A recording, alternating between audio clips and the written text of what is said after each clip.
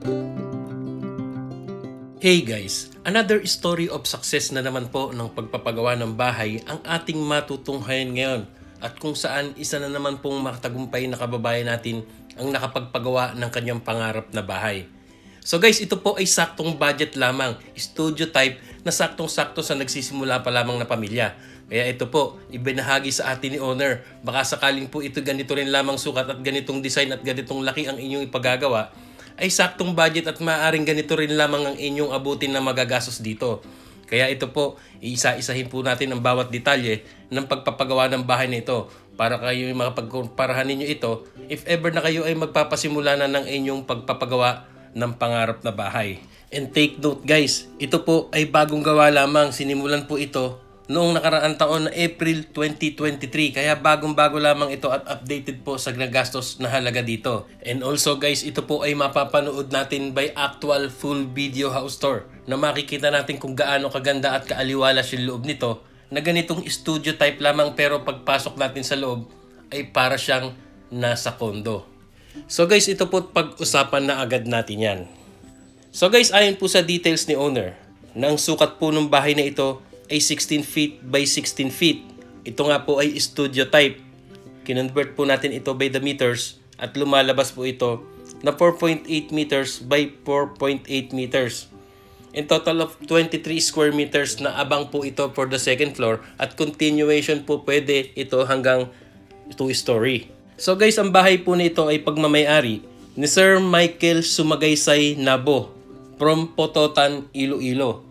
Siya po ay dating private nurse. Hanggang sa ito ay nagnegosyo na lamang ng paupahan.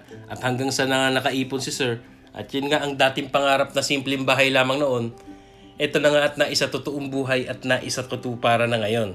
So ito po't pag-usapan na natin ang detalye ng mga bawat materyales na ibinigay sa atin ni owner para maibahagi sa inyo at mailathala para mapagkumparahan nyo rin sa inyong pagpapagawa ng inyong pangarap na bahay if ever na ganitong sukat at ganito rin lamang na studio type. So guys, ayon po sa details ni Sir Michael, ang nagamit pong hollow blocks dito ay umabot po ng halos 450 piraso sa ganitong studio type na 16 feet by 16 feet.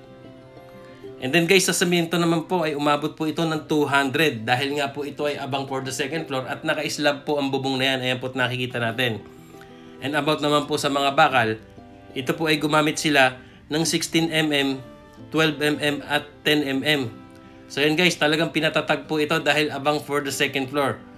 And then ito nga at nakikita natin buo na yung bahay, maayos na po, pinturado, fully finished. At yan nga guys, ay nakikita natin mismo yung loob ay maaliwalas. Ayan at nakikita natin, lalong na pag nakita nyo to in actual video ay talagang mapapaw ka dahil para po itong kondo. And then guys, makikita natin sa mga sliding windows, meron na rin po siyang window grills. Panel door po ang ginamit. Talagang quality po. Kaya sulit na sulit po ang gastos ni Sir Michael dito sa kanyang pagpapagawa ng bahay. So ito po ayon po sa details ni Sir Michael. Dito po sa mga bintana, ang kanya pong nagastos dito sa dalawa ay umabot po ng 10,000 pesos sa dalawang sliding windows na yan. And guys, sa mga pintuan naman ito. Yan po, panel door kasama na po ang hambay, umabot po ito ng 7,500 pesos. So guys, ayan nga po nakikita natin buong-buo na at ito na nga panoorin po natin ang full video house tour. At yan ay makikita natin simpleng-simple lamang sa labas pero pagpasok natin sa loob ay talagang ito ay para kang nasa kondo. So ito po yung palibot ng bahay, talagang secured na lahat, meron ng window grills.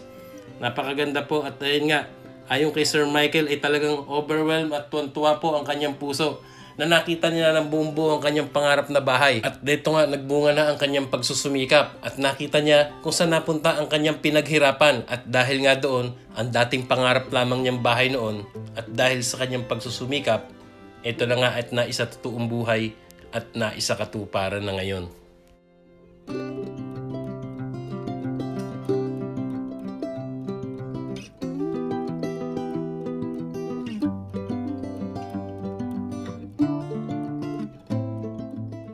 Guys, ayon po kay owner, ito po ay abang for the second floor.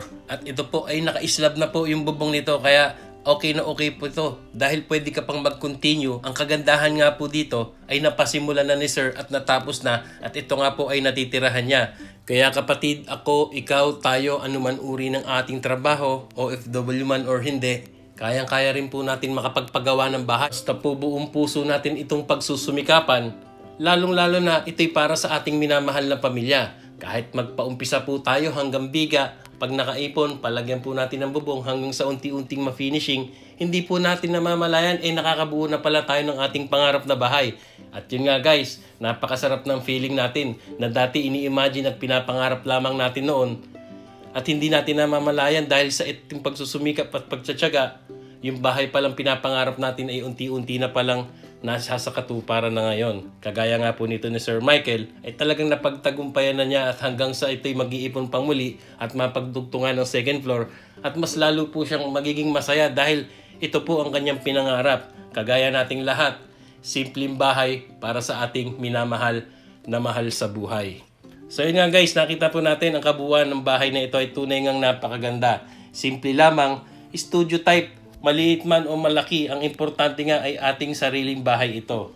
So ang tanong, magkano na nga ba ang kabuuang nagastos dito ni Sir Michael, labor and materials?